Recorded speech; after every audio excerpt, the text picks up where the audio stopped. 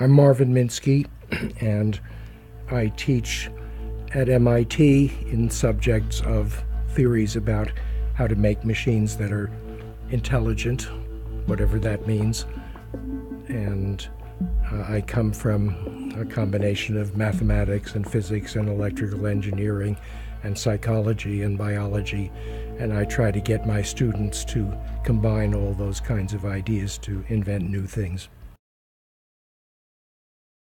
You wrote an essay in my first book, The Age of Intelligent Machines, and you wrote, "Only a few decades ago, and this was 20 years ago, the ability of organisms to reproduce seemed to be a deep and complex mystery. Yet as soon as they understood the elements of how our gene strings replicate themselves, biologists wondered why it took so long to think of such a simple thing." So how are we doing in terms of understanding these mechanisms of our thinking? I see a problem with this field of artificial intelligence because biology and physics worked so wonderfully that the people trying to make intelligent machines would like to imitate it. For example, Archimedes discovered a few things about physics, then there was a long silence, and then Galileo and Newton came along, and Newton discovered three simple laws that explained almost all of the mechanical phenomena we see. And a century or two later, Maxwell did the same thing for electricity. There were four simple laws, and that explained electricity and magnetism. And Einstein came along and reduced those seven laws to really just one or two. And physics progressed wonderfully by finding these incredibly simple explanations. So psychologists always wanted to do that too, and they made little theories of how learning works by connecting thoughts and so forth. And we didn't see nearly so much progress after that, because 100 years ago, there were some brilliant people, Freud and Wundt and William James and Francis Galton. There were four great psychologists who made rather complicated theories about how the mind works. But then a lot of psychologists tried to imitate the physicists and reduce these to a few simple laws, and that didn't work so well, and 100 years went by without a great many discoveries. Here's what I think is the problem. The brain doesn't work in a simple way because evolution has been going on for 400 million years in building structures upon structures upon structures. The neurons in our brains are almost the same as they were 400 million years ago, but the organizations are much more complicated. So a good way to think of the brain is that it's 400 different computers. If you look in a book on neurology in the index, you see hundreds of different structures, and they each work in different ways. So I think it was a sort of mistake to look for the common principles, because the common principles will tell you how a fish works, but it won't tell you how a person works. We are finding, for example, there appears to be some repetitive structures in the cerebral cortex and a different repetitive structure in the cerebellum. I mean, might there be some basic principles that are used as building blocks in different ways to build up these hierarchies of complex thoughts? Yes, all the parts of the brain are similar, but if you look inside a computer, everything is made of transistors. There are slight differences between them, but the properties of transistors are annoying. They're not linear, they're not so dependable. But if you take just two transistors and put them in a certain circuit, then you get a flip-flop, and that behaves the same every time. And I suspect that the important thing about the brain was that we evolved structures. In fact, most of the higher brain is made of cortical columns, each of which have a few hundred cells. And I suspect that those insulate the rest of the mind from the properties of the neurons. So you see, a physicist might want to reduce everything down to how the individual neuron works, But I think what we need to do is understand how the columns work. And if you go from one part of the brain to another, there are hundreds of regions, and the wiring is a little bit different in each of those. And that's my conclusion is that there isn't any general principle of how people think, but the thing that makes us so smart, and I don't use the word smart, I use the word resourceful. People rarely get stuck because if some way of thinking doesn't work, they switch to another. And I think you do that by turning on little bits of brain here and there and then switching to others. So the most important thing about thinking is how some part of the brain will notice that another part isn't getting anywhere. And what does it do? It says, oh, I'll turn some of those off and I'll turn some of those on. And so it's that high-level management where you're hiring new consultants and not listening to old ones. Maybe you do this 5 times a second. You switch how you think. How do you see the role of really modeling and simulating the human brain in understanding how it works and also then building intelligent machines? Well, many people think that the way to understand the brain is to understand how the parts work and then how the combinations of them work and so forth, and that's been successful in physics. But you can't understand a computer by knowing how the transistors work. So people have it upside down. The way to understand the brain is to understand how thinking works. And once you have a theory of that, then you can look at this immensely complicated brain and say, well, I think this area does this and that. You can't do it from the bottom up because you don't know what to look for. So neural nets are good for some things. Statistical recognition is good for something. Rule-based systems are very popular. They're good for a lot of industrial processes. There are things called genetic programs where you make random variations in a program and select the ones that are better. And that works for some problems. I never see papers saying, here's what my neural network didn't do, no matter how long I tried it. By the way, in our pattern recognition projects like speech recognition, we built 8 different recognizers. One was neural nets, one was Markov models, which is statistics, others were rule-based. And then we programmed an expert manager, which actually learned the strengths and weaknesses of the different systems. And but that's exactly what has to be done. The higher levels of the mind aren't dealing with sensory experiences or that sort of thing.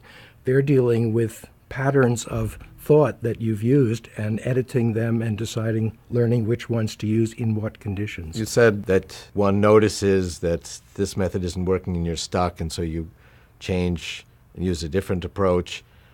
That's you that's doing that. Is that a different part of the brain than the parts that are getting stuck? I mean, what is this sort of master management program that manages all these other resources? One of these little critics said, there's been no progress toward this goal. And different parts of the brain have different goals. And this critic says, 5 minutes have passed and there's no progress. I will turn myself off and turn on these 6 other ones, and they'll fight it out for a while. So I don't think there's any self.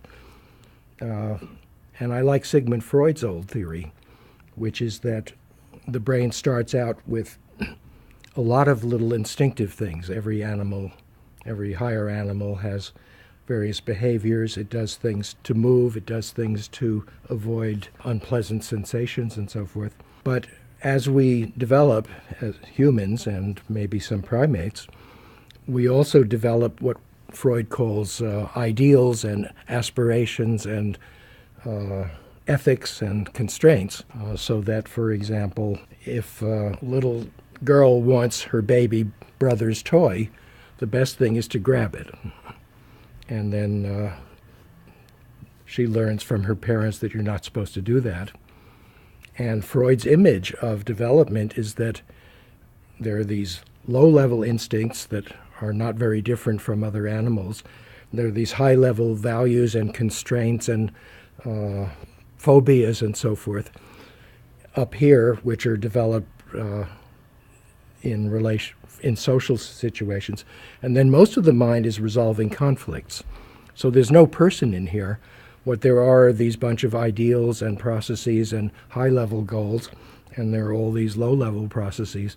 And then most of the brain is negotiating and arbitrating. There's a popular idea that if you build a baby machine, you could call it, with a simple kind of learning machine that associates ideas or remembers sequences and correlates things, that if you keep reapplying that, it'll get smarter and smarter and smarter. And that's sort of popular. And in the last 20 years, about a dozen baby machine projects were started. And all subsequent baby programs have managed to learn a couple of skills, and then you keep training them, but they don't get much better. So the difference in my approach is I think all of these different techniques that people have worked on have uses, and we just have to organize them into a larger architecture where there is also a vast amount of common sense knowledge about how to tell when one of these processes isn't working and how to, and given the symptoms of a failure, which of the other processes should you turn on. So basically we get resourcefulness from having many resources, not from having one very smart one. So eventually we'll understand enough about the brain and have ability to send little scanners inside your brain and capture all those details, whatever those details happen to be that are important. Basically upload enough details of your mind to create an indistinguishable copy in some other machine. Right, a wonderful future where you have backup copies, and then you can do skydiving with a little less apprehension, because if you get killed, maybe you have a backup copy last week. I know people who have all their valuable knowledge on a computer and they haven't backed it up for 6 months. Can you imagine? And people will say, can you imagine people didn't back up their brains 100 years ago? But would you consider one of those backups to be you, or just somebody else who happens to be a lot like you? I think it's the same thing. I'm not exactly like I was 5 minutes ago, especially after talking to Ray Kurzweil for a half hour. I'm a noticeably different person. So if we scanned your brain and we had a really high-resolution scan and the ability to recreate you, you'd be less concerned about skydiving, and if something happened to Marvin Minsky #1? Absolutely. But I probably wouldn't go skydiving anyway, because my time is too valuable. So if everyone had backup copies, would murder be less of a crime or not? In the essay you wrote in my first book, you asked, why are so many people annoyed at the thought that human brains are nothing more than mere machines? People say, well, but surely I'm a person. I'm a single thing. I'm an entity, and a machine that just has a lot of parts wouldn't have any such central device. Well, I think it's an illusion. You don't really see yourself. What you do is you make a model of yourself. Some part of your brain says, what am I? I am a body and a mind. And the other part of the brain looks at that and says, oh, I see. I'm not just a machine. Most people believe the body and mind isn't enough, so there's got to be something else, which is correct, namely an architectural theory of how all this works. But since they don't know any computer science, or for the most part any science at all, you always make a third box. And you can call it the spirit or the soul or the vital force. There's nothing in the box, but you feel much better. And it might be a healthy thing that if you discovered something new, you'd have a place to put it. So the feeling that you have that you can't be just a machine is sort of recognizing that just looking at the parts of something doesn't tell how it works. But there's nothing profound about it. I believe that if you say some mental states are emotional and some are intellectual, then you're back in Aristotle's time, and he was very good at this. I think the distinction is a way to avoid thinking about mental states rather than a helpful way. It's like people say emotions are different from thinking. It's like the difference between a black and white sketch and a colorful drawing. Well, I think that's nonsense. emotional states usually have less structure than other ways to think. A person who is in love has turned off critics. He sees the other person as not having any defects, being very valuable, very smart, very beautiful. The word beautiful to me means I'm in a state where I can't see all the flaws in it.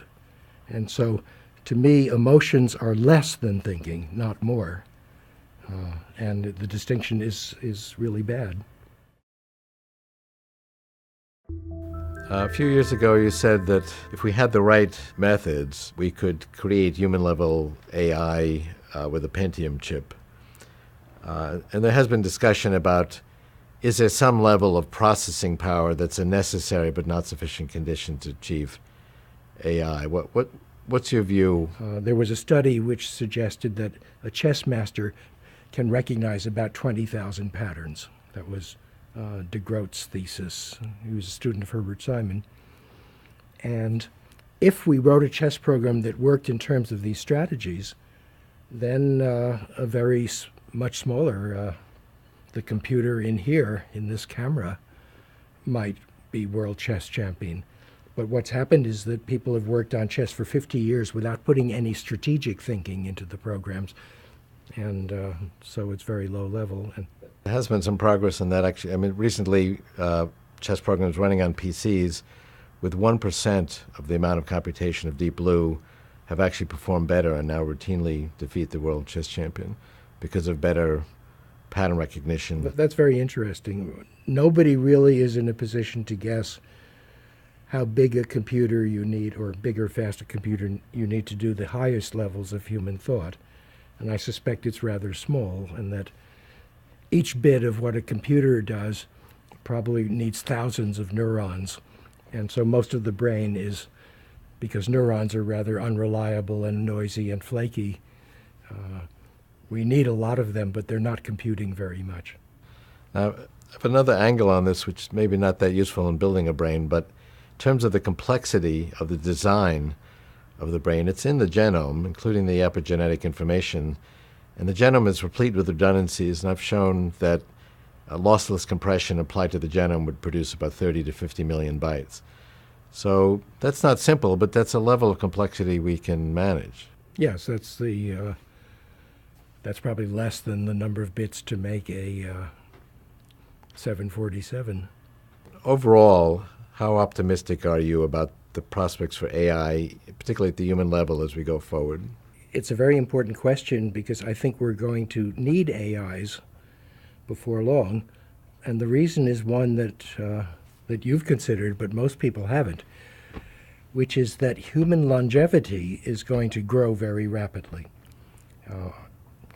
In the past 60 years, in the developed countries, the lifespan has been increasing about 1 year every 4, so that people live 15 years longer now than they did in 1940.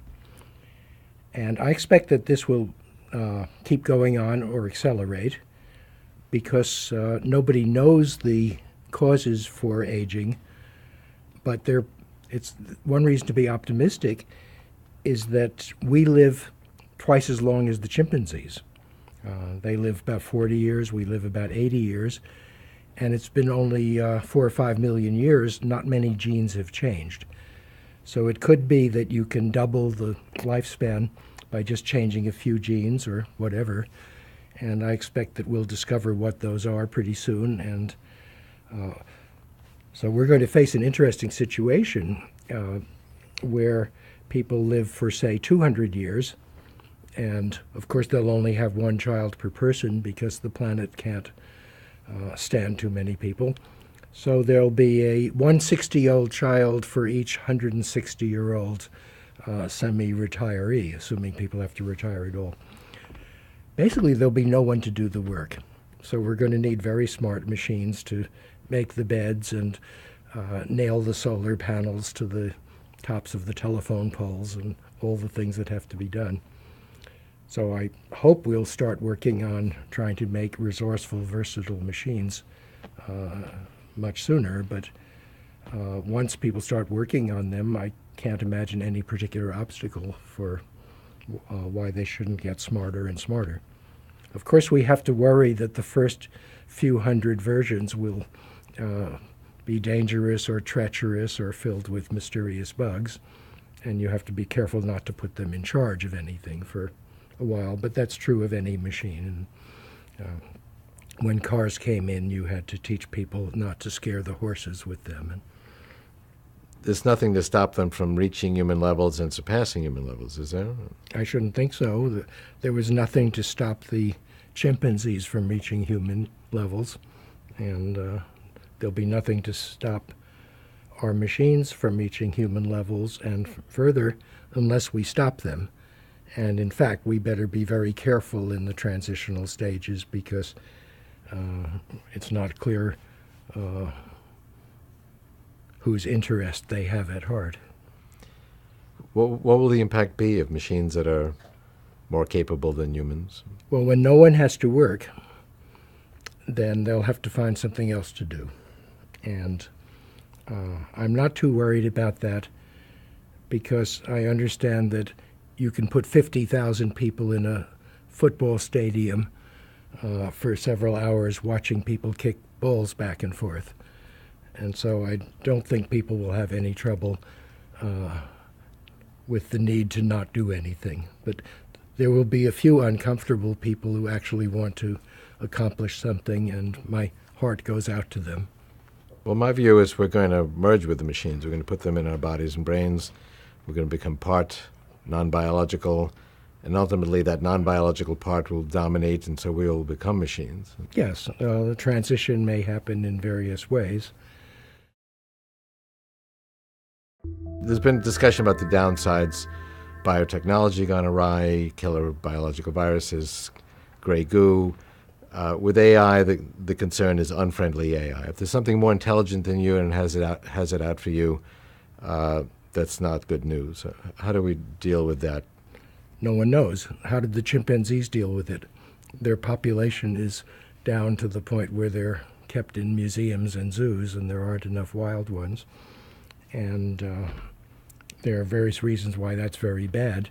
So we are part chimpanzee, and these future machines, I think, will be part human because they'll have been derived from us. They'll be derived, but they might recompile themselves and say, well, we have all these things we inherited from the humans, and they make us so slow that let's rewrite all the code and take out the old comments. I don't know whether one wants to have an attitude toward that. One of the problems that often come up is people say, scientists should be more responsible for what they do. Now, the fact is a scientist is no better and possibly worse than the average person at deciding what's good and what's bad. And if you ask scientists to spend a lot of time deciding what to invent or not, all you can get from that is that they won't invent some things that might be wonderful. So someone has to decide, and I don't know what the best way is, but I certainly don't think that asking scientists to tell you their ethics will help. The question is the singularity near? And the answer is yes, depending on what you mean by near, but it may well be within our lifetimes.